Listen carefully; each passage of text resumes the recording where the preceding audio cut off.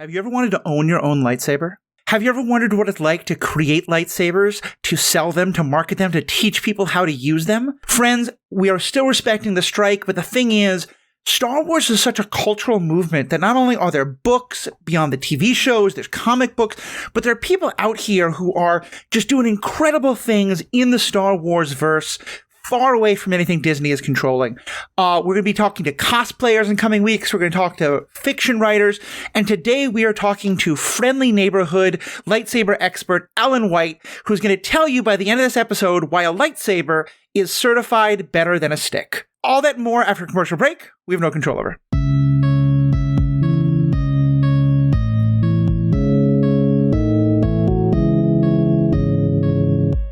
Welcome back.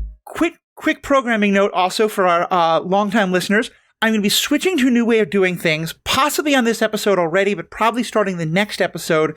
You're going to start hearing ads to start off the episode instead of after a cold open. So if you hear that, don't worry. It's still all the same content. We're just moving things around a little bit. But as I said, my guest today is Alan White. Alan, say hello and tell our listeners a little bit about yourself.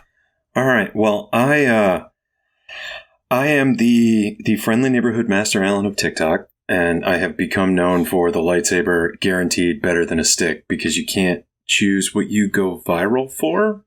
Uh-huh. And so that's very true. About 4 years ago, I don't know, COVID has made time mean less. But it was right before Christmas. I posted a video. There was somebody that had found a stick in their bedroom and was sort of swinging it around, and they said, "Can anybody help me find a lightsaber better than this stick?" And I was just like, I can make that funny. And so I did. And then like 250,000 people saw it in 3 days. And my little side hustle went from this like, okay, like this is kind of like I got product, I'm selling product.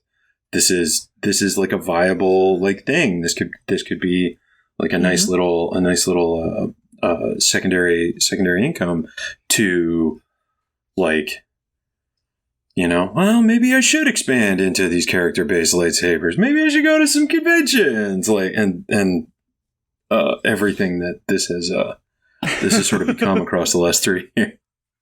You know, we don't question when the great internet gods decide to bless us with their magnificence. We just accept going viral, and there we are. When the algorithm gods bestow upon you their blessing, you say thank you. So just to give a quick summary, and we'll get into it more, but just so people understand, so what you do is you literally build and make and sell lightsabers, correct? Well, so let me clarify that, because I've clarified this in some videos, but they always tend to be the ones that don't perform very well. Yep. And so then people don't necessarily, you know, get all the info. So I work with a manufacturer. I don't do any soldering. I don't do any, you know, like machining of aluminum or anything like that. COVID gave me the opportunity to audition manufacturers to supply lightsabers for the martial arts class that I have here in Kentucky. Nice. And so after, you know, I had to kiss a few frogs on that one. Unfortunately, there's some hot garbage out there, but I was able to find the manufacturer I work with that checked all the most important features to me, plus had some stuff that was unexpected or, you know, like kind of exciting. Right.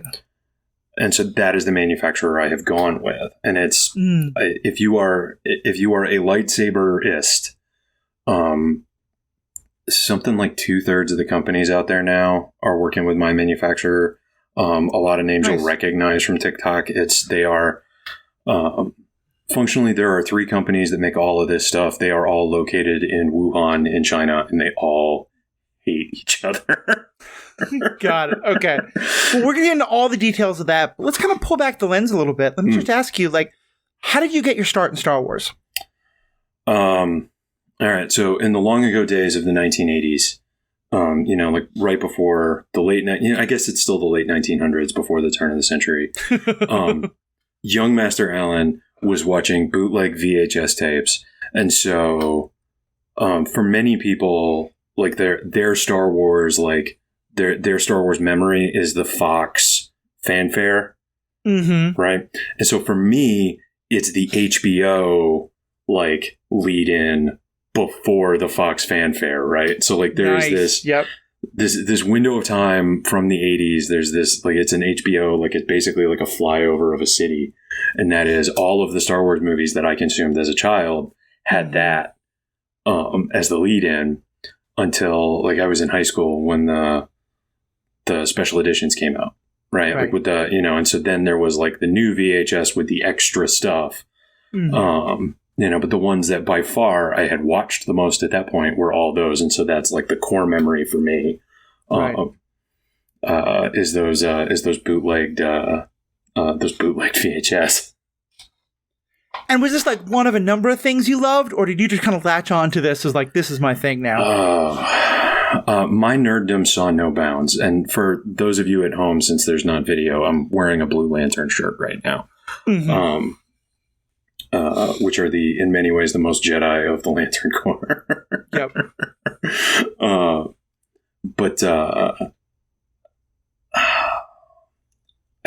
There's so much, right? Like, and it's a lot of the same things that, because there was the Fox X-Men cartoon. There was the Spider-Man cartoon of that same era, which was sneakily very good. There's all of these things that, like, this little outcast kid, saw heroes that were awesome and relatable and were going through struggles of not being understood. Which is, like you look at the archetypes and the stories and things that really resonate with people. Like the characters that have this really deep sense of not being understood are characters that so many people connect with for all kinds of reasons, obviously. Right. But yeah, like I'm a little bit more Team Marvel than DC, but I'm not exclusive. A big fan of Loader. Yep.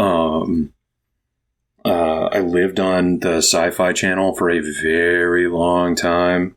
I remember a lot of those sci-fi Saturday afternoon movies that were interesting stories, very low production values, but still a lot of fun.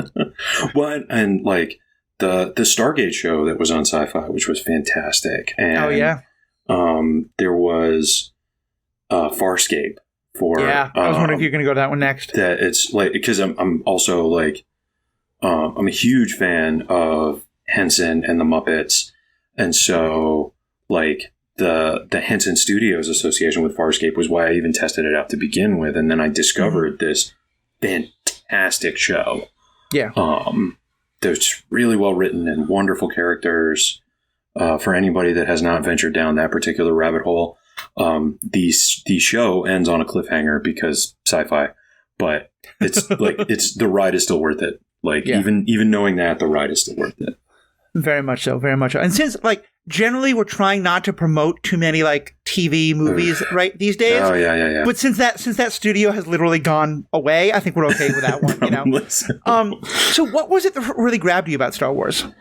And so like it's different eras of my life has been different things, right? And so as a kid, the hero story of Luke Skywalker, right? Yeah. It's that fantasy hero archetype, the magic sword, that like when you're the doughy kid with asthma and you see somebody that is holding this sword that like all of your physical limitations wouldn't prevent you from being awesome with that sword. Yeah. Right. Like it's, so there's all of these things because it's for myself, and I can't speak for everybody that's been through this, but I've had enough of these conversations that I feel like it's kind of universal, that like being the outcast kid, also like there's all this different insecurity that comes in with it. Like there's the not being physically capable. There's the not being socially or mentally capable, missing out on stuff or whatever. And so like seeing something that is just like, oh, well, this problem that I have wouldn't be a problem. Yeah. There's for anybody in the audience that has read the Stormlight Archives by Brandon Sanderson, the fact that more people don't fixate on shard plate as a solution to that insecurity, or as like this, like the shard blade is kind of the more seen item, or just the powers of the Knights Radiant in general, but the way that functionally a magical mech suit could turn you into Superman. I mean, I especially love those. I find Sanderson's writing very hard to get through, but I've enjoyed the summaries of them that I've read, or or some of the shorter stories. And for me, as a disabled person, there's one story in particular about a woman. You may know which story I'm talking about. I can't remember the name, but she's become disabled, and she uses some part of the magic system to basically like allow her body to do things that her body couldn't normally do. I know what you're talking about. I don't remember the character either. Yes. But what I loved about it was that it gave that fantasy, but also in a way that like, because a lot of times it does it in a way that erases the character's disability to the point that they no longer become relatable. Right. And this one it was. And I really love that about that. Yeah, for sure. And pulling it back to Star Wars, though, and this is, I think, what I love about it. Don't worry, we're going to go on lots of tangents. That's the tangents is all over the place. You are really good. One of the things I love about Star Wars is how so many of us can find different things to relate to, because for me, it was never quite that. It was the idea of emotion, like the danger of runaway emotion, because I had my parents, at a young age, were always fighting. They eventually split up. There was addiction problems. There was a lot of people yelling at each other. And as I started getting a little bit older, part of what I could see is that, like, when one person got so angry at someone else, they stopped listening to the other. And it started just being about, you're the bad one. And this was whether it was, the people in my school who were mad at each other, or like the politics that I saw between nations, or what I saw with my family. And so, yeah, I really loved that idea of like, no, here's a whole philosophy that's actually around like, stop. Don't let the anger overwhelm you. Don't let the fear overwhelm you. And I just love that it can be all these different things to different ones of us, Wow, and that brings us into the, as I've gotten older, because I've been a martial arts instructor since 1997. Like that was my high school job. Yeah. And so like the amount of, just interrupt. So what martial art did you start with?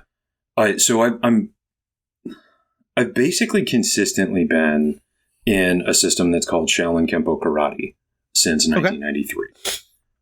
And so this October is going to be 30 years in this system for me. Now I've done a bunch of other stuff in seminars, or like, I did like a year and some change of Aikido, and a handful of other systems. So I've done a bunch of stuff. But I've done most of them through the lens of a Shaolin Kempo karate practitioner.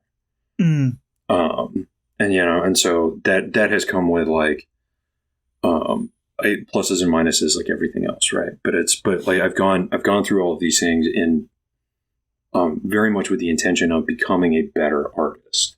Yeah. Right. And it's 'cause like, so the ideas of non-attachment, the ideas of, not having anger or fear, make your choices, things like that, right? Like that's something that's in a lot of martial arts systems, and from lots of different countries, and lots of different disciplines. And the amount of like martial arts tradition that not just the Jedi Order, but is like in Star Wars, because it's also in some of the ways that the Mandalorians have been depicted. It's in a lot of stuff, and sometimes it's in ways that it's like, oh, this is how I choose to be as a martial artist. This is how I choose to be as a mentor. And other times it's just like, I'm gonna not be like that. That's not. Yeah, that's fair. That guy's a dumbass, or whatever. Darth Plagueis is not the guide you're looking to as a good mentor. I prefer to not be a leech. Yeah, that's probably a good thing. Yeah, I like to see my students as people that I'm trying to help along the way, rather than somebody to leverage for my own advantage at some point in the future when I need them. Okay. Yeah. So we're more on the Danny side than the Cobra Kai side when it comes to Cobra Kai. Cool. Which, by the way, having mentioned that you are a karate expert, I have to warn you have now volunteered to be on an episode about Cobra Kai when we're talking about those shows again. I'm so in. I will have to get current, but I will absolutely do that for you. Awesome. So the martial arts comes in, Star Wars love. Where does lightsaber making come into all this? So I started. Oh boy! All right, now this becomes a long story very quickly, and I apologize. No, that's fine. All right. So I have a sword system called Meimoto Kenjutsu that I am one of very, very small number of practitioners of. Mm-hmm. And if I do a class where it's like, okay, we're doing Kenjutsu, here's this wooden thing that looks like a sword. I want you to pretend it's a sword. Most people get like 80% of the way there. But I had major retention problems with that class because it's sort of devoid of a ranking system and a couple other things that help with retention. Right. But that you mean like there's no like belts for them to work through, so they have a like, oh, if I keep doing this for 6 months, I'll be a green belt or whatever. External rewards and internal motivation towards those external rewards. It's like the martial arts has always been gamified before it was cool to call things gamified. Like, That's fair. That's fair. Like even before belt systems were invented, like that shit always existed. It was just a title instead of a trinket. Then I discovered, I want to say it was like 2015, somewhere in there, was when I discovered durable lightsabers you could duel with. And so then I got a couple to kind of experiment with. Yeah. Because the choreography for a lot of the original trilogy was all built out of a lot of samurai work anyway, rather than like other systems. Right. And when you watch the like stunt choreography, like the step one of learning the choreography, they're using Kenjutsu, like the wooden, it's called a boken. They're using those anyway. And so like, all right, we'll try this. We'll give it a shot. Right. And I was like, okay, this has assisted retention because like if I hand somebody a lightsaber, even if the lightsaber doesn't make noise, if I hand them a lightsaber and say, pretend this is a lightsaber, pretend you are Luke Skywalker or Obi-Wan Kenobi or whoever your favorite one is, pretend you're them. Everybody is at 11. Like we are at 110%. Like we are in. Now, is it mostly kids you're finding who that is, or is that all ages are just super into this? So this is teens and adults because I have people swinging sticks at each other, and from an insurance standpoint, I don't want to have to buy the multiple $100s worth of kit for people to participate in the class to do this activity, because that gets very expensive in a hurry, and this is not like a revenue generator for like the class is not. Yeah. The busiest I've ever been was like 20 active students in that system or that segment of the school. And so like when I do events for kids, then the kids are all the way in, but it's teens and adults. The thing that That's typically awesome. Surprises people that is frequently, more women than men. Interesting. Okay. Cause what I started out doing was a series of classes where it was just like, all right, here we go. This is the event. It's going to happen on, X Saturday of the month. Show up. It's this much money. We're going to do lightsabers for an hour and a half or whatever. And then, I built it into a class every week. Right. Now, just again, backing up a bit. Yeah. I assume you're not using like flashlights and cardboard tubes here. Like, so you had lightsabers of your own that you decided to. So where did you first get your first lightsaber, and how did that get started for you? And so part of this would then be talking about my competition. So I'm going to say this in a circuitous way because it's essentially because this is part of how I ended up selling them. Yeah. The ones that were available were not great for a class that was predominantly women and teenagers. Because the handles were like a really large gauge. If you have been to the parks and seen those lightsabers, like they've got, it's a very big handle diameter, which makes it really difficult to use if you're using it for martial arts. And some of my competition functionally have that same problem. And so then when I have a class that is a lot of teenagers and a lot of women and a couple of big dudes, like the big dudes are fine with them because it fits in the hand okay. Or just people with large hands in general, but it's, like I would have like 2/3 of the class would be people under 5'7". Yeah. Okay. And then 1/3 of the class would be people over 5'10", right? And and the original lightsabers that I could get were all mostly made by what I assume are pretty big guys. 5'8", 5'9", you're just not allowed. And so the part of the search was looking for lightsabers that would suit that broader kind of audience that I was getting so that people could come in and actually get to do this stuff. Right. And that's, like I said, a lot's happened because the website started with just like, all right, I'll put the curriculum online. So then the people that want to be able to pursue this, it's there. And then I can like advertise it and hopefully I get some people who want to sign up. Right. And then that part of the website has continued to struggle to work since I've gotten it up. We're on our second platform and our third plugin and some other stuff there. It is actually actively, there's something on the site that is broken as a result of the plugin we are using for that. And I still haven't been able to figure out what I need to change to fix it. Hooray for outsourcing. I've got somebody, I have somebody actively digging into that as we speak.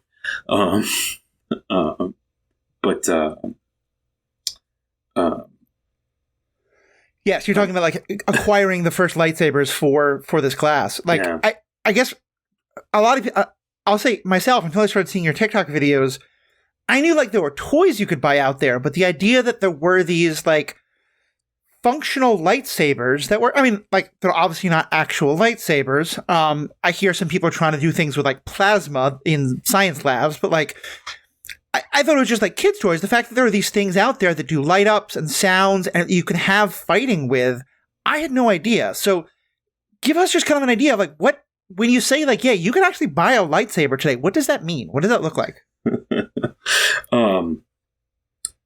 So when I started the website, I had three handle styles, and it was all stuff that I had specifically picked to suit my students. Like, this is stuff that I want you to use in my class. I've checked all these. I know they work well. Now there's, if we were live, I would take you on a little tour of the shelves. It's like, well, like this is a design, this is a different design, this is a different design. But so different shops do this different ways. Like when I was purchasing lightsabers originally, you would pick out your handle and then maybe adjust a couple other things on that. But then you would also be selecting what color the blade would light up, and you were stuck with it. Right. And if you wanted to be able to change the color that the blade lit up, well, you were going to have to upgrade your electronics at that point, and then it's all these add-ons, right? Yeah.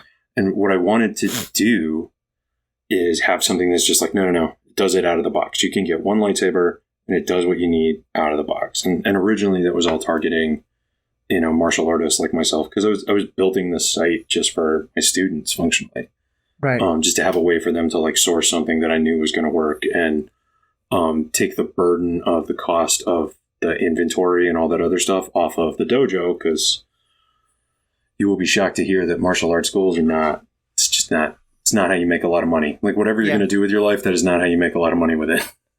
Amazed. You can make a TV show, apparently. Cobra Kai's doing well. But that was where it started. And now I've got a host of different designs depending on what you need. I found that there's a lot of the cosplay community that interacts with my stuff and needs certain things from lightsabers, because a cosplayer, a lot of times like a saber is sort of like that last piece that ties something together. And it's the hardest thing to fabricate. If you like with your whatever your cosplay toolbox is, being able to make a lightsaber that actually lights up the color that you need is the hardest part of that process for most cosplayers. Yeah. And so being able to like go online, find something that isn't a character inspired lightsaber, which then automatically comes with a bigger price tag, but also is more than just a flashlight. Yeah. Like that's a boon. Yeah. Like just to give you an idea, like the one that I have from you, it can cycle through like all these different colors, and you can have like different sound variations and things like that. And it's truly impressive in terms of like the wide range of things you can do. And then the newest electronics are even beyond that, which is the staggering part to me. They came out, my manufacturer came out with a new electronics this year, gave us like 10 days heads up, which was not awesome. All that old stuff.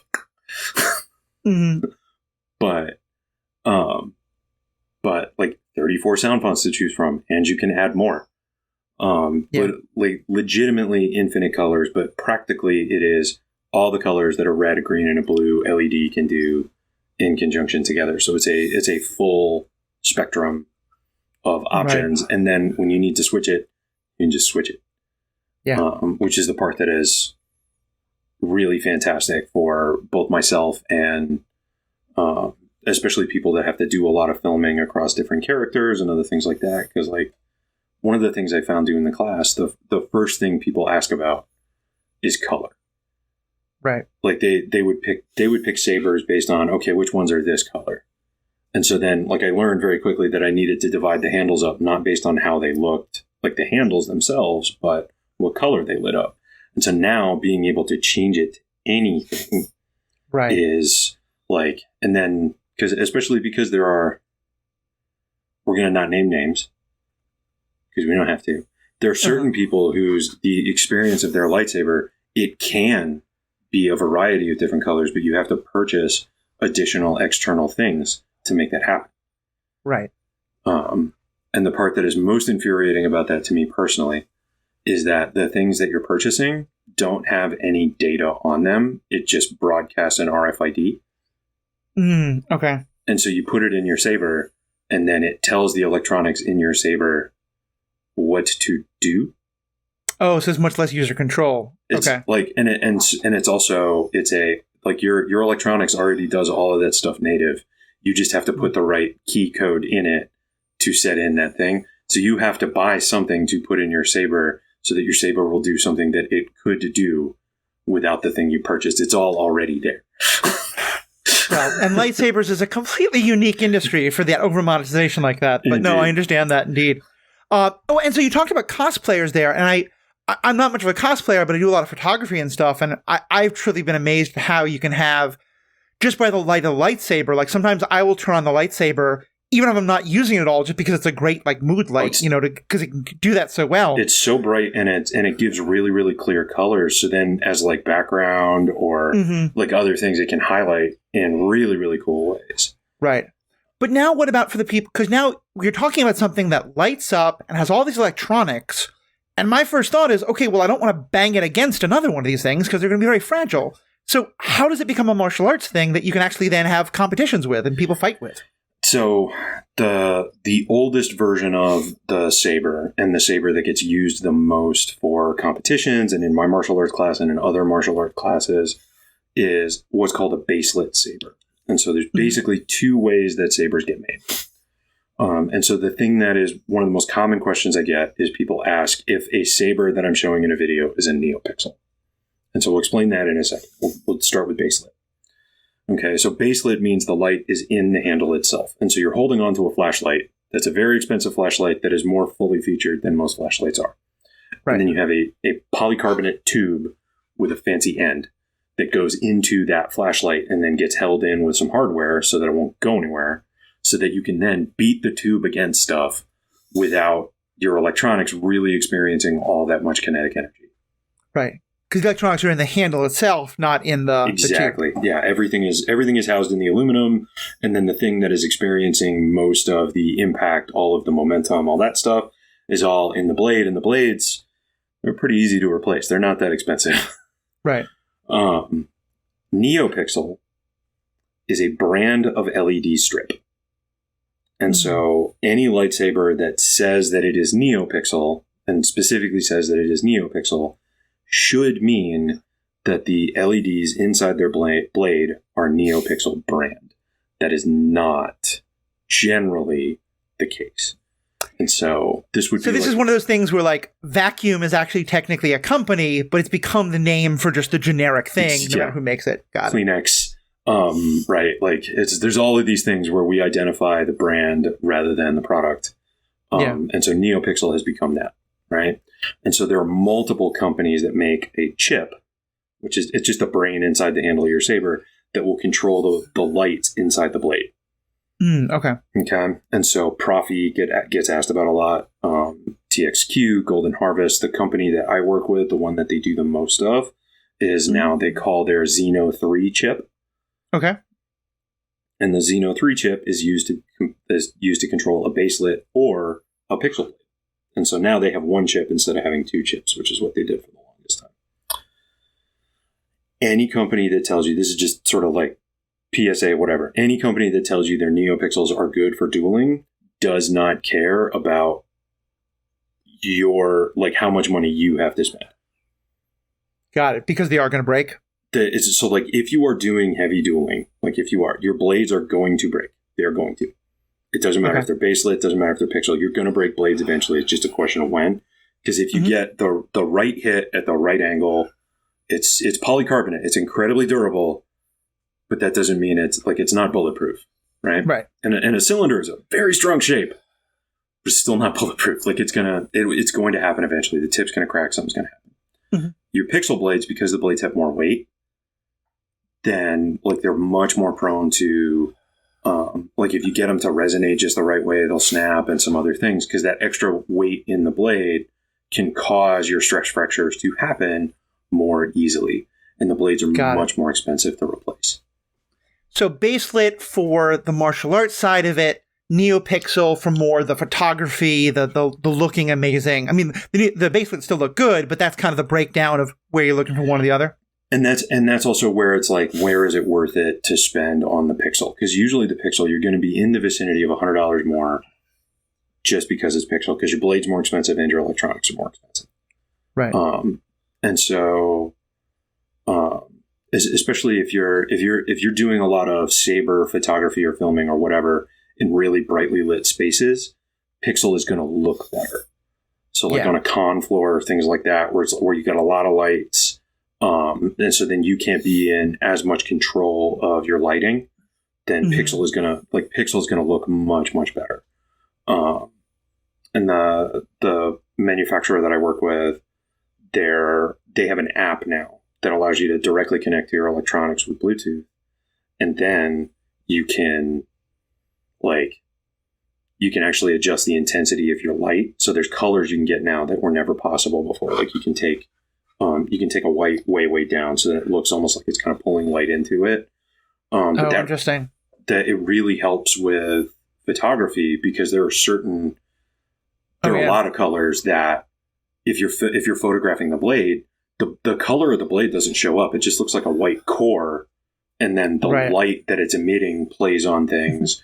What I found with mine, and I took photographs of some of the other folks, is with my baselit, it's really, really good for that, like, Attack of the Clones. You know, you're almost in darkness, but your face is lit up by there's that incredible scene they do with Dooku and Obi-Wan. But yeah, because it's like, if you want the light to show up of the blade, then often you're in so much darkness, or other things like that. So yeah, I can see why the NeoPixel would be fantastic for that. And as you're a photographer, so you will have better words to explain this than me. But the way that you tell the viewer what color the blade is by giving the blade things to reflect light off of. And so like when you see the light on something, then your eyes fill in the details about what color the blade is. And so like you can take a photograph of the lightsaber, and this works with the baselit or the pixel. If you just like close around so that you're like covering with your hand everything that's not the blade, like the camera's going to see it as white because it's just emitting so much light that that's what happens. And so then you have to give the environment ways to show the eyes what color is emitting from it. I mean, I got to have some fun with the color wheel, because I just turn all the lights in my room to blue, turn the blade to red, and hey, look, purple. And then you've got like blue background and like red and purple foreground, and you can and with two sabers you can do some really cool stuff too. Where you have like I actually did a video about this recently, that you can do a red on one side of your face and a blue on the other side of your face. And so then just from turning your face side to side, you get a different amount of purple. Right. And so you can create, these really interesting dualities, both like for cosplayers, but also people that do different types of, thirst traps, but dramatic stuff as well. Like, because it gives you this extra thing that you can use to enhance whatever it is you're communicating. Yeah. So clearly that's great if you want to just be like, hey, I'm a generic Sith, I'm a generic Jedi. But I'm guessing if someone's cosplaying Ahsoka, they want one that looks as close to, Ahsoka's actual ones, or Anakin's, or in the Days of Glub Shidos, which we're going to be talking about in a next episode, that one Jedi who appeared in that one episode of Clone Wars. Talk to us about the design of the handles, because from what I understand, you can design the handles for comfort, but also you try to have the handles often look like the handles of actual characters. And this is the nature of working with an international manufacturer. Mm-hmm. Is there are a number of designs that they've made available to myself and the whole of the rest of the rest of us that work with this manufacturer that are based on characters from films, cartoons, even some of the novelizations. One of the High Republic. Oh, interesting. I have one saber from the High Republic. I have two now from the Star Wars Visions animated. Okay. Now, with something like the High Republic, a book, are you using it? Are you only doing ones where there's actually like cover art, or there's some where like you or the company you're working with is basically imagining it because no one's ever actually seen a physical image of what this character is supposed to look like? So there's a tremendous amount of what amounts to canon artwork for High Republic lightsabers. Like there's a ton. Yeah. Not just from like some of the original things they were showing us of like, storyboard ideas and concept art and things like that. Like the comic books are loaded with like, you'll get to the center of an issue and there'll just be a page of lightsaber handles. And that's like, this is this character. This is this character. It makes sense when you talk about it from the comic perspective, right? And it's just like, well, yeah, because they have to have like, they have to have something that they're working from to do the panels, even though like most of the time the character's holding it, and so then there has to be a canon one so that then anybody that works with that character can reference. Right. That makes sense. Reference that design. I don't know how many of them started as verbal descriptions and then became art available for other artists to work with, and how many of them started with art. Right. And then authors would need to describe them. I'm thinking like most of the more recent books, I've been reading a lot of them. I think sometimes they'll mention like it's kind of bigger or smaller or something like that. The only characters that I remember where there's a very distinct mention of the description of the lightsaber handle is, and this is going into EU books, but those are still also pretty awesome sometimes. The Darth Bane books, which I don't know, did you read those? I am familiar with the synopsis. I have not read all of them, and I am familiar with the lightsaber. I've been getting asked about that one frequently lately. Oh, because my understanding is that one's, and I think Count Dooku has a similar one. It's a curved handle so that you attack from a somewhat different angle is the idea. And some of there's a couple of companies that carry a version of that one. And I want to say it's like described as looking like a scorpion tail or something like that, except they don't say scorpion because Earth. But it's a like the places where I see that one depicted, it is typically like full curve rather than bent saber, which is one of the things about the Dooku saber that is like it's got sort of like a forward curve, an angled handle, and then another forward bend. Which is one of the reasons that it took my manufacturer a very long time to make that one available to us. It's it's a really difficult shape to wire electronics into. Similarly, like, is there a Darksaber out there? Because it took me a while watching the Darksaber in the animated show to realize that, like, it was literally reversing the colors by having like, just black inside and a white outline. And the way that cosplayers have done this, like the trick or whatever, and the way that my manufacturer has done it is you take a blade and you make it clear and you run a white light through it, and then you put black paint or tape where you need light to not come through, and then the halo gives it the look, right? And so the Darksaber that I have on my site, and there's a pixel version and a non-pixel version for anybody out there that wants to do the Rainbow Mando. That is a possibility now because we are living in the future. But it's a flat polycarbonate clear, and then it's got a layer of black paint on the flat sides of the blade, and then you ignite your saber, set the color to white.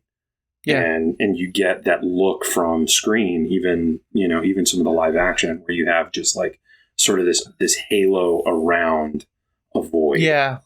That's a good way to describe it. And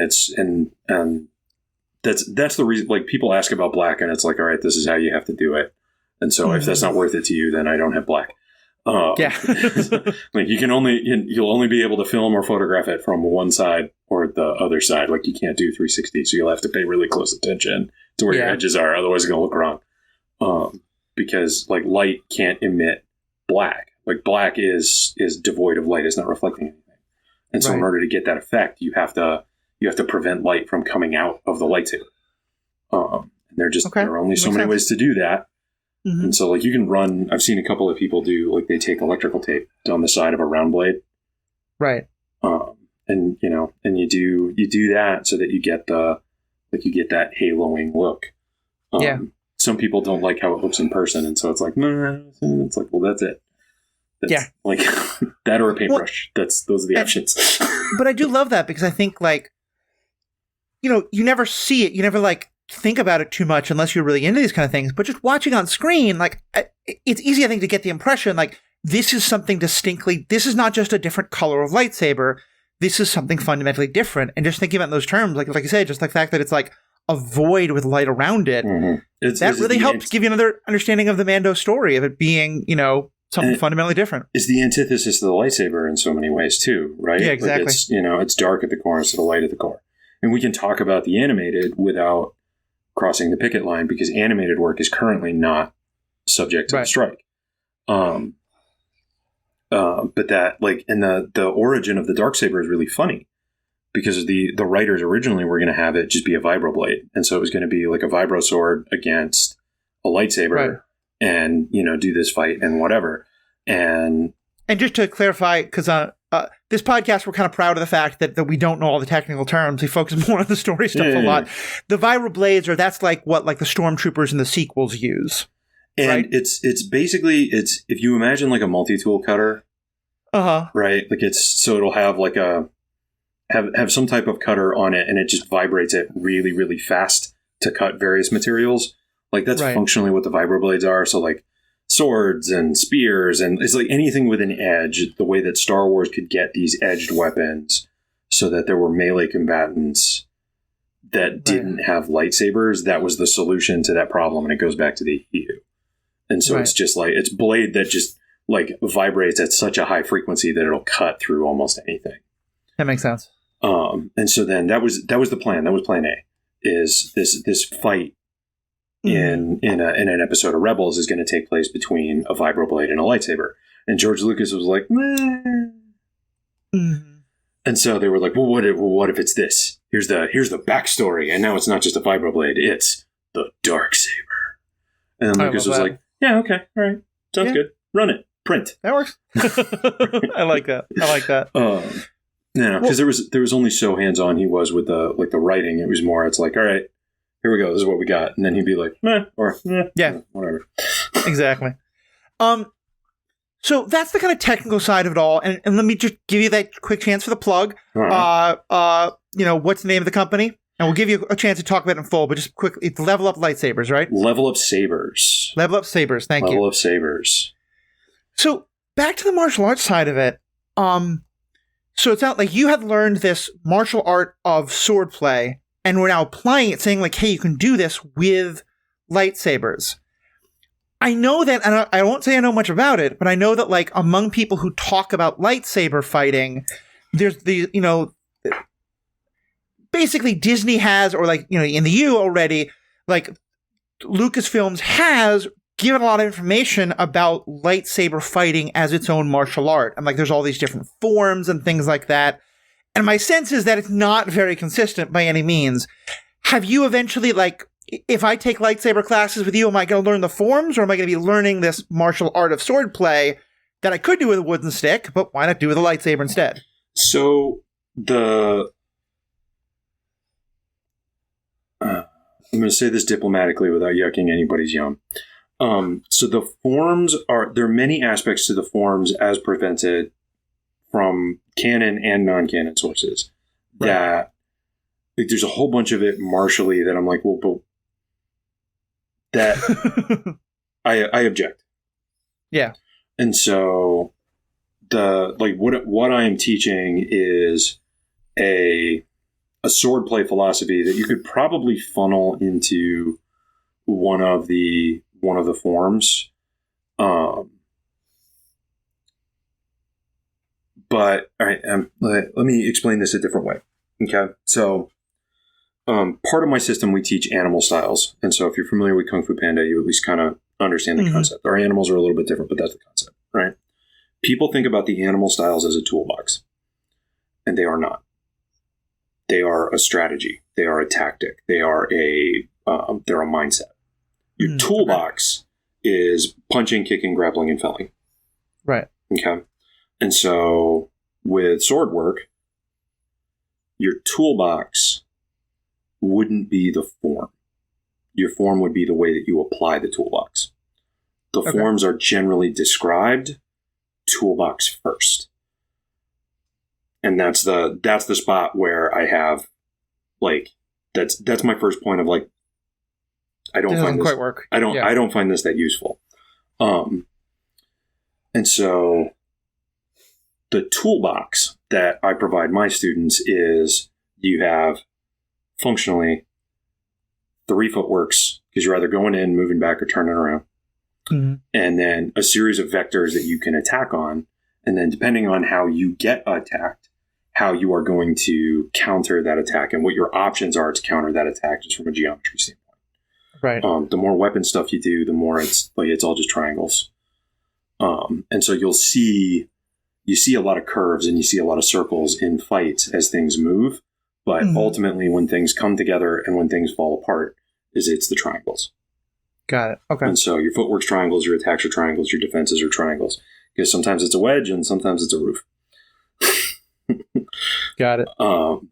And so the 2 families of sword style, functionally 2 ways that you can categorize samurai sword systems, is you have Katsujin Ken, or life-giving sword, and you have Satsujin Ken, which is usually called Ansatsu Ken, which is the killing sword. Okay. And philosophically, if you look at this not as Jedi and Sith, but if you look at this as Jedi and Mando. Okay. All right. Katsujin Ken. I am the keeper of the gate. And so behind this gate, everything in the universe that matters to me is there. Right. And so I don't care that there are 100 of you that want to get through this gate. There's not going to be a whole lot of me left at the end, but not a single one of you is going to touch the doorknob. Right. That's the defensive stance. Okay. Katsujin Ken. Right. I'm going to let you screw up instead of being overly aggressive and walking into a trap. Got it. Ansatsu Ken. I don't care that there are 100 of you between me and that door. The one dude that is on the other side of that door, there's not going to be a lot of me left. But I'm going to get there and I'm going to find out what color his blood is. Right. And that is Ansatsu Ken. And people think about the Jedi and Sith as being kind of the yin and yang. But most of what we have of the Sith in canon, it's really difficult to describe them in that context because it's so parasitic. Yeah. Just all the relationships are just so you eat people. It's one of the things that you and I have found that we have some philosophical differences to how we apply this. If you find pretty much any time that either Alan or myself does a video about our particular beliefs on Anakin, for example, look in the comments. You can probably find the other of us. And we've had some, I think, a great model of how to have disagreements in Star Wars. That's great. And we're not going to get into that quite yet necessarily. But it's hard to do that without discussing the struck work. And so I wasn't going to instigate it because I didn't want to. That's why I was like, let's not do that philosophy discussion now. Let's focus on the lightsaber stuff. But I think it's important to understand there. I will say, because I think also most of the development of the Sith beyond mustache twirling villains has happened, I think, on the page, not on the show. And I've always felt though that there is I think that a lot of authors have a problem where they both want to make their villains have a philosophy that might be interesting or relatable, but at the same time, they want them to remain villains, particularly when it's aimed primarily at younger audiences where, and I think this is often incorrect, but where often the publishers have the idea of we've got to keep it morally fairly black and white. And from a cinema standpoint, like we are going to continue to exist in a world in which it's very black hat, white hat, because now international movie sales are such an important part of a film being successful, whereas before DVD sales were a really important part of a movie making back its investment. Now performing well in foreign countries that have really different perspectives on what they enjoy or what the hero stories are. Like in Southeast Asia, hero stories are really different from European tales. There's certain overlapping things, but there's a lot of stuff that's really different. Yeah. And this is actually one of the things I love about the High Republic. Let's jump to that. How about that? Sure. Yeah. And so there are a couple of issues of the High Republic adventures on the IDW publishing line. So these are from Daniel Jose Older, who is on TikTok. And if you have never had him on your podcast, it's worth DMing him. Because he's written a lot of fabulous stuff. He's part of the story group for the High Republic. His wife had a novel come out a couple of months ago that's also really, really good.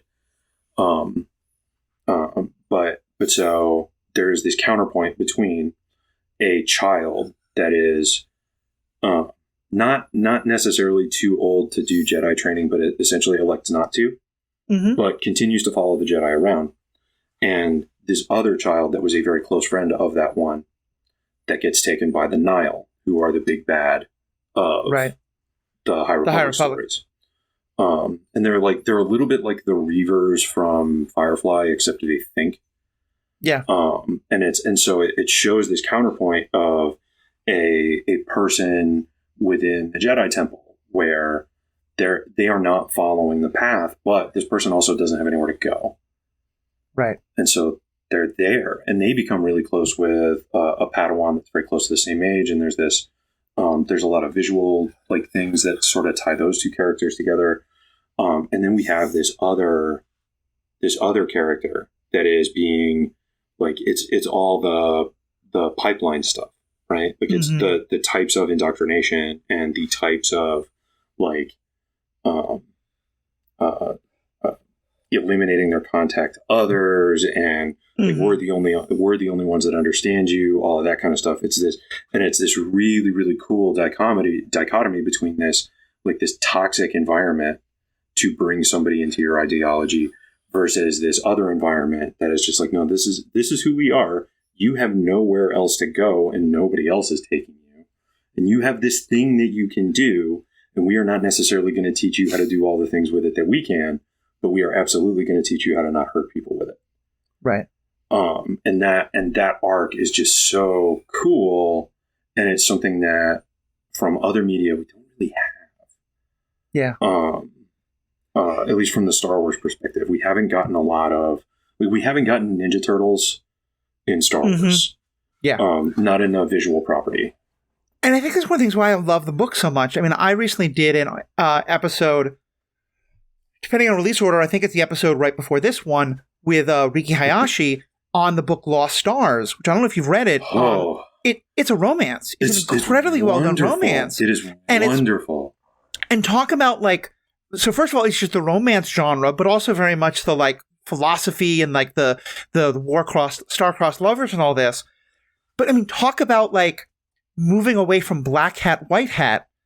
You'll be introduced to a character in that who you will find yourself sympathetic to and maybe even rooting for to some extent, who was in the Empire, who watched the destruction of Alderaan and found a way to justify it to themselves to stay in the Empire. And you're just you get to a point in the book where you're wait, how am I rooting for this character? Not even rooting. I mean, you're against the Empire, but you're I really want this character to find their way to a good end. And it's going to be incredible writing, but I think what you're experiencing is you want that person to figure it out. You want that person to reject the toxicity, right? Instead of embrace it. That's what you're watching, and it's just you're this close. You're this close, and because I think what it is able to convey is, and this is again, I think a few books have done this with the Sith, and I wish we had more, is that understanding of, this media has allowed me to see through your eyes enough to understand why, through your eyes, you are the hero in your story. Sociopaths never think they're the bad guy. Yeah.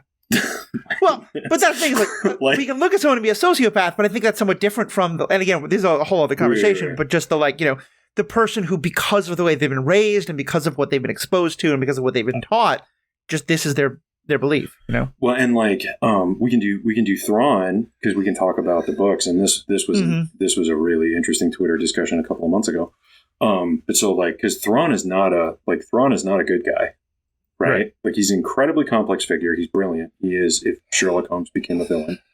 And then I remember a handful of people getting mad when a writer described him as Moriarty, which is if Sherlock Holmes became a villain. And, and there were a lot of people, no, he's if Sherlock Holmes became a villain. And it's like, that was Moriarty. Conan Doyle invented Moriarty to kill Sherlock Holmes. So let me ask you this, because we're deep into tangent land, but this is a great tangent. It's so interesting. And here's my theory on Thrawn. I think that there are currently part of the reason why people say, no, Thrawn is like this, and they'll quote one set of media to defend their position. And someone else will say, no, Thrawn is this, and they'll quote a different set of media. I think there are currently 3 different Thrawns. I think there's the original Timothy Zahn trilogy Thrawn, in which he is straight up a villain.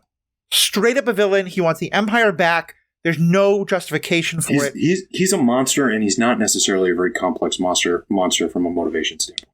Right. He's willing to attack civilians. He's willing to kill subordinates the way Vader did, but in a little bit more controlled way. Then there's Rebels Thrawn, who is kind of... Still a war criminal. Still a little bit criminal. more understandable, still a war criminal. Still willing to bomb civilians when he needs it to, but also very we must respect our enemy and not just treat them poorly and all this kind of... Yeah. He's the dignified villain. And then there's the recent books where I think the person who forgot that Thrawn is a villain was Timothy Zahn. I think... and that's why I think, because in the most recent books, it's much more, oh no, but his own people are under attack and it's this, and I still think he's a villain, but I think that's part of why we get all these debates is because it's kind of like the elephant, depending on which Thrawn media you're experiencing, he's a fundamentally different character. Well, but we also, so Thrawn is an incredibly charismatic character. Uh-huh. His justifications for his actions are understandable. In those later novels. Those justifications aren't anywhere in the justifications don't exist in Heir to the Empire, right? But the Thrawn in Rebels and the Thrawn in the most recent Zahn books are the same Thrawn. One of them is told through the perspective of people who are underneath his boot, and the other one is told from his perspective. Right. And so then the question is, do we think Thrawn is a reliable narrator about how connected he is to the atrocities he's willing to commit? Right. And I think for Thrawn to be willing to commit the atrocities that he commits, canonically, so that leaves out the Heir to the Empire Thrawn. Right.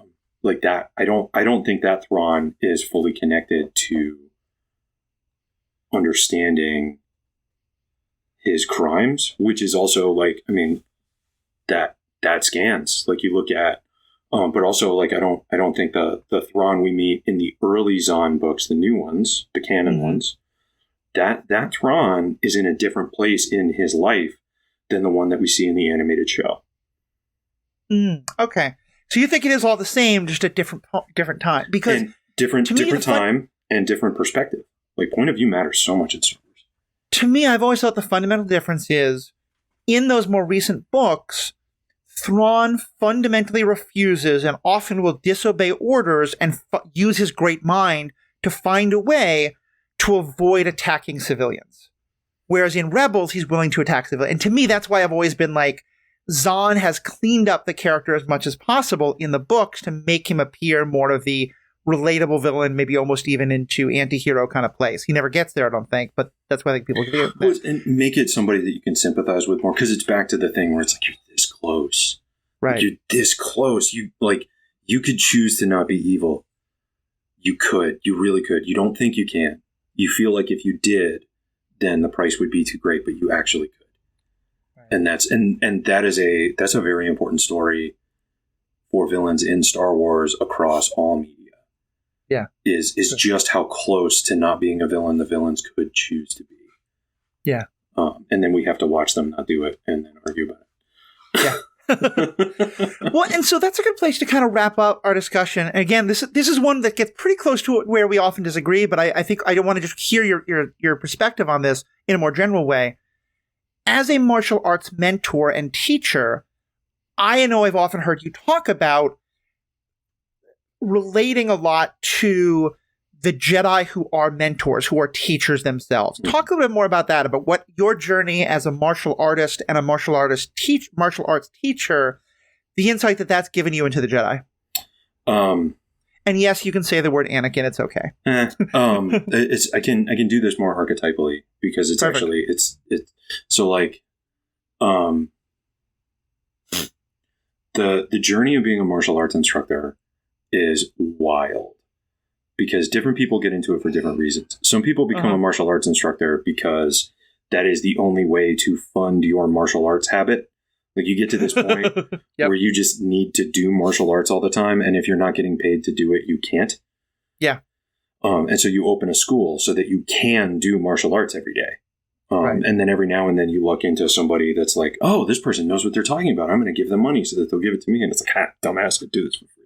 Which I have a friend who was both a PhD student and a martial artist, and they said basically it's the same thing. Yeah, like at my dojo, they made me be a TA. Yeah. You know, because I was now doing graduate level work, so now I had to teach the 101 classes. And the other thing, and this is there's a bunch of people that have studied this from a bunch of different directions, but you get to a certain point where you're really good at something.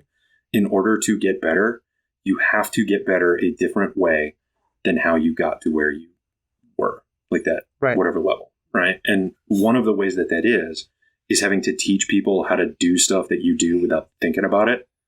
Yeah. And the reason why there are some people that are really bad at being martial arts instructors or really hate being martial arts instructors is because they can't figure out how to explain something that they do intuitively. Yeah.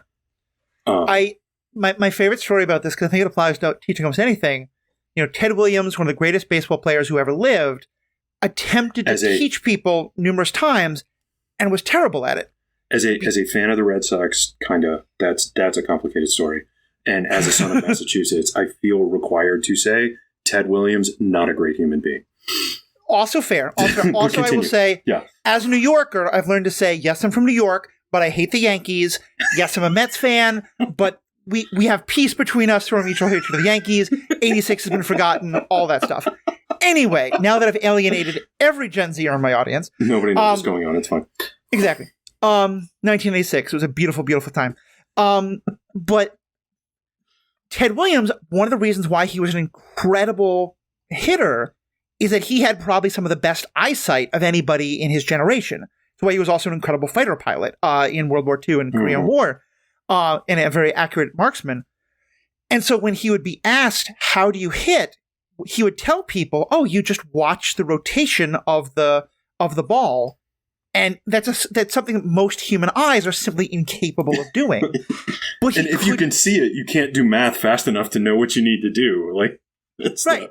Is that he just was able to, and so I think he's a great example, I think, of what you're talking about, of when you have this just incredible preternatural ability to do something, teaching it, like being able to get inside the head of someone who doesn't have that skill and teach it to them. And I feel like that is something that, like, especially in the game Jedi Survivor.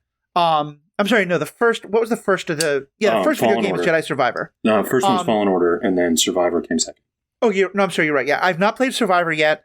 Really wanted to, but first Zelda and then Final Fantasy got in the way. We'll get to priorities. That's it's we'll not get going to anywhere. It. Baldur's Gate's probably going to stop there soon, but if I get a week, if we finish Final Fantasy anyway. Point being, I love it.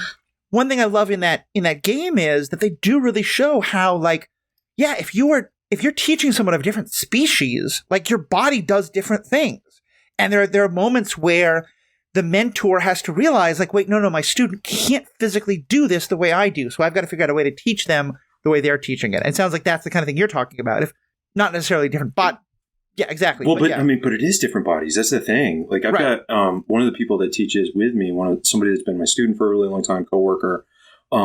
they spent a huge portion of their life with one leg 3 inches shorter than the other. And it was like developmental years, right? It wasn't until their body had stopped growing and other things that they found a doctor that did the surgery that re-lengthened it, put his legs the same length and all this stuff. Like his calves are still like, you can tell which one's the long, like which one was the short leg and other stuff like that. And so like his stuff is just different. He has to do the material differently. He has to arrange his weight differently, all this kind of stuff. And that's teaching. And now, so like one of the things that we see in a lot of Jedi training and just across media, right, is it's sit down and listen. Don't listen to me. Sit down and listen to the Force. Listen to what's going on.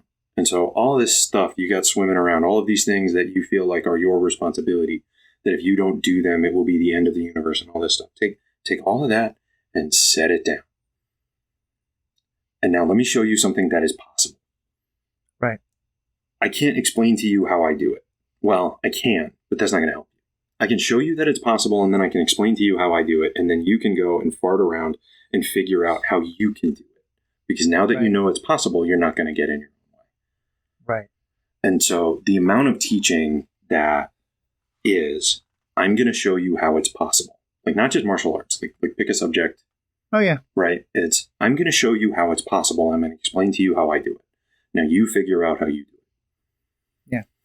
I always loved, and this was oddly taught to me in my training to become a pastor, but I think there's a lot of like similarities with all these kind of different ways of learning, of being a mentor and like that the job of religion, but also of any good teacher, is not to give easy answers. It's to help people better understand the questions and to help people find their own answer. Give people the tools that they can find their own answers to the questions. All right, and I'm going to assume that there's a whole lot of people asking the wrong question without realizing that that's what they're doing in that training. It's like somebody has an assumption that they have made that leads them to a space where they can't figure something out, and so then they ask a question at that point. And so then what you actually have to do to help them is bring them back to their assumption and be like, "Are you sure this is true?" No, it's very true. And I think that's teachers, that's mentors, that's religious professionals, that's any kind of person. It hits a lot of things, right? And now I will invoke Annie's name, and we don't have to discuss struck work to hit this, because actually we can't. Well, I will just say, I am okay. Like I've already mentioned one of the movies. It's okay that I'm not going to do any episodes when Ahsoka comes out, etc. But go ahead. Yeah. But so because we don't get to see Anakin be a teacher outside of the animated. That's where we see him be a teacher. When I first saw Revenge of the Sith in theaters was where I was just like, oh yeah, I'm out. Force taken, because I don't want him. Yeah. The animated made me even angrier. Interesting. Because it's that character exists to violate every core value of my profession. That's why that's what he's written to do. And a lot of people then will say, just to be clear, because specifically, he attacks and kills his own students. But more than that, even deeper, right? And so, how many times conservatively do you feel like Ahsoka needed to lie to Anakin's superiors on behalf of Anakin? A lot. And how many of those times would have been at Anakin's, not like whether Anakin was intentional about it or not, because of him. Right? Because of his influence and all that kind of stuff. As a mentor, could you imagine? Could you imagine if I had a student that lied to my instructor for me? What kind of human being that makes me? Right. So if my student does something that I know they should not do, it's my job to take the hit. It's not theirs. Right. If I do something in front of my student that I shouldn't do, and my student gets put in a position to be the one to push the lie, and that's a theme of Clone Wars is apologists for Anakin will point to all of these times where Anakin went off script, and but it worked out. He was right, and. Okay, own it. Yeah. And one of the aspects of that character is it's never his fault. No, you're right. And I think that's really helpful because I'm by no means an Anakin apologist, but I am someone who I have a much more negative view of the Jedi by the time of the Clone Wars than I know you do. Mm-hmm. And there are times where I do think that the Jedi are wrong and Anakin and Ahsoka are right. But you're right, it's the way that he doesn't take responsibility for it, and he places her in these impossible situations, mm-hmm. especially in regard to with their mutual relationship with Obi-Wan, mm-hmm. that is it's unconscionable, especially when it's an adult and a child and all the things that go along with that. And one of the things that because I get a lot of different varieties of Anakin apologists in my comments, mm-hmm. right? Because there's just the ones that make it so that it is very, very effective clickbait when the views are low is because there is a subset of the Star Wars fandom that feels incredibly powerless in their existence, and they are envious of how a character could table flip, leave their job, and leave blood behind them. Right. And that is the section of the fandom that we may never be divorced of, because that is a section of humanity that is mostly male, but that is a section of humanity that our society is just not ready to stop mass manufacturing. Right. And they will continue to find places to be and find characters to connect with and things like that. But then there are other apologists that sort of... I just want to also quick say, that's not unique to Star Wars. Star Wars is Anakin, but that's the people who love the I think there are ways to love the Joker movie and see it as I think it was meant to be, but the people who identify with that character, the people who just throughout, in my day, again, we're going to alienate a lot of my younger listeners, the movie Natural Born Killers, the people, there's always been I'm going to go with that direction. But anyway, so go on to your point. But and those characters are going to continue to exist in art, either because of people that want to live vicariously through the character, or because of people making commentary on this section of the population that, again, we are mass manufacturing these people. They are, and I would love to do something about it, but I have my space that I can affect. I can't fix the world. Yeah, but the little bit you're teaching, I'm sure it helps, your students. And that's because that's how far my reach extends. So those are the people that I try to make it different, right? But then you have this other section, right? And there are people that interact with that character primarily through what they could have been rather than what is canon. And so the character that could have been was a really, really special person. Right. Right. And so then they think of the character as being that could have been. And there's all of these places where, that path could have diverged differently or whatever. And so then those people are defenders of that character for that reason. There are other people that experience the Jedi in any era through the lens of a repressive religious, because they see, we'll invoke Anakin's name again. They see Anakin suffering under this love that he cannot confess. Right. And that resonates with a lot of people. And it resonates with a lot of people because they grew up someplace where there were people that they cared about or people that they were attracted to that they couldn't tell anybody because the social consequences would be too great. Right. And that becomes much less an Anakin apology. Those conversations are very rarely Anakin apology. They start there. They very quickly become, anti-Jedi is not the right answer, but it's it's that connection. Right. Right. And I think, and that's probably where I am to a large extent. To me, I think where a lot of it breaks down, and again, I don't want to go too much longer, but this is a great conversation, is I think that one of the things that is very hard for people to grasp, and I've come to enjoy the prequels a lot more than I used to, in large part because of so many of the younger fans who love them have shown me sides of them. And I think the Clone Wars makes them much better. The way a lot of the recent novels have made the sequel, some of the sequel connections make a lot more sense to me. I love Last Jedi. That's not what I'm talking about. But is that I think, and this is, I think, a problem in our society in general, but especially when it comes to these questions, I think there are three fundamentally different concepts that people mix up all the time. One is explanation, like the cause of something. Mm-hmm.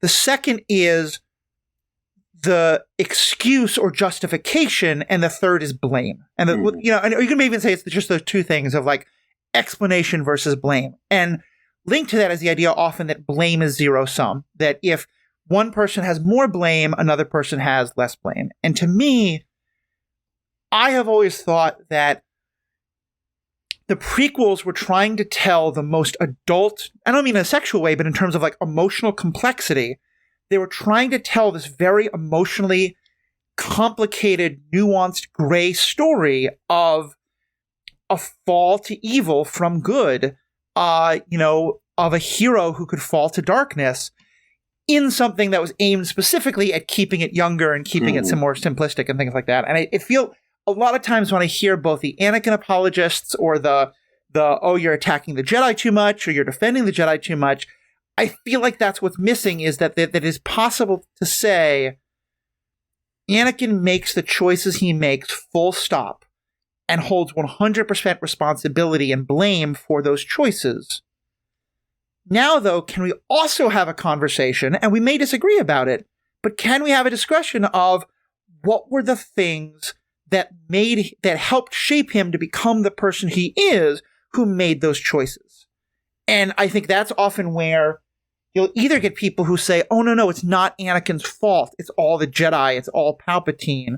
Or the ones who say, no, he's evil. Therefore, the Jedi did nothing wrong and Palpatine did everything wrong. And I just think the conversation is always going to be much more complicated. Well, and it requires defining your terms up front, because there are a lot of people that perceive that story wildly differently. And this is one of the things that I have learned with, again, because like posting Anakin hate is like, when views are down, it works great because everybody's got an opinion and nobody can stop themselves. Yep. But is the narrator reliable? Which characters have agency? And not everybody is going to agree on either of those things. Right. And if you don't agree on those things, then you're functionally talking about different stories. Yeah. And so then as you talk about characters and as you talk about the lessons that you took away and things like that, then it makes it so that you can't have a conversation apples to apples. And so then people get focused on where they disagree rather than taking that step back to the assumption that has been made that was actually a false assumption. We just didn't realize it when we started. Right. And it's like, oh, well, I interpret the story as everybody has agency. Right. I interpret the story as everybody has agency, but Anakin's not a reliable narrator. I interpret the story as Anakin is kind of a reliable narrator, but the only characters with agency are Palpatine and Anakin. And you start going through these things because there are a lot of people that part of the reason why they don't dive too deeply on the Jedi is because one of the things that we know is that Palpatine put himself in a position to manipulate galactic outcomes through his decisions. Mm-hmm. Not struck work. I can talk about this. There was a series of books and then movies called Night Watch. And so it was Night Watch, Day Watch, and Twilight Watch. Are you familiar? Mm-hmm. So it's sort of urban fantasy. It's very dark. It's originally Russian. But the second movie, which is basically like the second book and the third book mushed together with like a bunch of stuff cut out and extra things stuck in. There is a character who is sort of the big bad.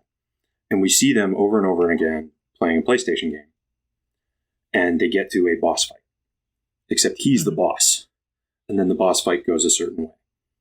And so then we see it happen again. And then the boss fight goes a certain way. And we see it happen again. And then finally, in the final act of the movie, the hero makes a different choice than the one that was happening in the game. Right. And because of the manipulations. And so like the villain was able to play on this level that nobody else could participate in, where they were able to look at the outcomes of their choices, whereas nobody else can. Right. And so if you have a character that actually understands the outcomes of their choices rather than having to understand like all the possible outcomes, and you look at the story through that lens, then it's really hard to say everybody has agency, because if there are characters that are lacking agency, then it's really hard to then say, well, they have to carry this bag or they have to carry this bag or whatever, because that decision truly wasn't made for them because somebody else was manipulating outcomes on a different level. And if you don't perceive Sith in general like operating on that level, then you won't agree with anything that comes out of that conversation, and vice versa, right? Like it's, and that's one of the things that, because Star Wars uses a soft magic system, it's like the rules don't matter. It's all what the story needs at the moment. Yeah. And so then it's like you can't do the stuff that you can with like a Sanderson novel, where like the rules are very. And I do think it's very interesting, and this is probably where we'll wrap up here, but I'll kind of say this and like let you respond and then kind of wrap up. Yeah. That, and I think probably intentionally, but frustratingly, because as you said, I think so many of us have just wildly different interpretations. Star Wars has said so very little about what that was like while Anakin's growing up. And it's funny because I try to not let this influence me too much, but it does have an influence on me.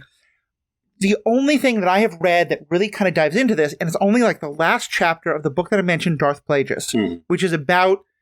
And isn't canon, so we can't lean on it's not. It's not exactly. It was like one of the last books written, but was not canonized. It's not part. It's part of the EU. And in it is about Darth Plagueis, the person who then trains Darth Sidious, and so it's mostly about the rise of Darth Sidious. And the last half of it takes place during the events of The Phantom Menace. And it ends with this scene where it ends basically showing that scene in the Chancellor's office at the end of Phantom Menace, where we see, Anakin has a new haircut and isn't it cute? And Palpatine starts to ask Anakin about his mother, and Obi-Wan kind of cuts him off and is like, no, we don't talk about that. And Anakin just smiles. In the book, from Palpatine's perspective, Palpatine in that moment senses how much Anakin is not that Anakin is saying what Obi-Wan wants, but is not going along with it. And that it's this idea that Palpatine is aware of this emotional confusion that Obi-Wan is missing. And the way that they have changed this, because now there's comic books that have touched on a bunch of Padawan Anakin. Yeah. Like there's now I'm going to have to look it up. Because I've referenced this a couple of times recently. But there's a story where Anakin and Kenobi are off world and they're performing some kind of mission or other. And they have the conversation where Kenobi is like, if you want to leave the Order, I'll leave with you so that you're not alone. Right. Like that's, if that's what you're going to do, this is what that looks like. And the same comic book basically talks about like how frequently Anakin is meeting with Palpatine. And so it sets up the grooming that, like, I gotta say, I don't like, and this is a whole other discussion, we'll get into it, but to me, that fundamentally violates so much of what, because then, it does make Anakin just like an idiot instead. Okay, well, I'll have to read those comics and we'll talk about it, because to me, that's betraying your own canon in a way, but we'll talk about it. But that was, like, when we talk about George Lucas's message about the Afghanistan and Iraq War, like Anakin was intentionally analogous to George W. Bush, and Palpatine was intentionally analogous to Dick Cheney, and he had some very unkind things to say about both of those people. Yeah. And part of the reason that Anakin makes some questionable decisions, it is still very much the perception of George W. Bush that he was, like an impressionable doofy, was.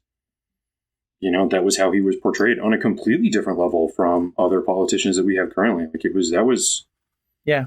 don't know if you ever stumbled upon the website bushorchimp.com. I have seen it. Well, and all that I mean is that I feel, and again, I'm taking your 10-second version of it, so I'm sure they're a lot deeper. But to me, an essential part of the story is that, and I think it's something we're talking about a lot in our society, is that, when teenagers get sucked into these right-wing rabbit holes, I'm not a parent. I'm not ever going to say that I think it is easy for a parent to stop that. And I don't necessarily, again, the blame thing, when a kid goes that direction and then something horrible happens later, it's not that I'm going to 100% put the agency on the person who does it. But often we do see that there was parental neglect or parental not seeing what happened or things like that. And that's what I think Or things that parents allowed that, we can be like, well, And maybe I think, and this is to tie it all the way back to the original story, this is you and I having different perspectives because you're coming at it from the perspective of the mentor and the teacher, and I come from the perspective of the person who's been within the depths of religious, social, educational organizations and seen both the good and the horrible bad they can do. And I left the church at a much younger age than you started questioning where your faith was at. So like when I initially saw the prequel movies, I was already approaching philosophy kind of like a salad bar anyway. And so like I was reading a lot of stuff that like a majority of, high school juniors and seniors aren't exposed to in certain parts of America, or even collegiate students aren't exposed to in certain parts of America. Like that's, and that's a... And I was literally the exact opposite because I became a Christian because talking to a friend of mine who was like, oh yeah, those Yoda teachings you love? Let me tell you about this Jesus teaching. And I was like, oh, Jesus sounds a lot like a Jedi. Okay, I can get into this. He did. Very much so. So anyway, all right. Great conversation. There's going to be a lot more for us to talk about. Yeah. As I said, check out both of our TikToks. But to do that, people have to know your TikTok, and most importantly, they have to know how to find you online, and they have to know where to buy your lightsabers. So give us the quick pitch. Where can people find friendly neighborhood master Alan? Where can they find you online? All right. So Level Up Sabers is the website, levelupsabers.com. I am Level Up Light on Instagram and Threads. I am Level Up Light 1 on TikTok, also Level Up Light 2, because sometimes I get posting bans for posting lightsaber content because it thinks it's a weapon and just does it automatically, and then I have to be in timeout for a little bit. So then I have a second account where I can put lightsaber videos so that, because like 85% of my business comes directly from TikTok. I am on Twitter. I feel conflicted about calling it X. I'm still calling it Twitter. I think more people will understand that. Yep. What are the other socials? Level Up Sabers on YouTube. Okay. While you are on YouTube, check out the Better Than a Stick game. If you are not familiar with High Gain Sad, who is Sean Martin, who I met through TikTok, Sea Cow Explosion, who prefers to go by that name than his birth name, and so I will forever refer to him as Sea Cow, or refer to them, as Sea Cow Explosion.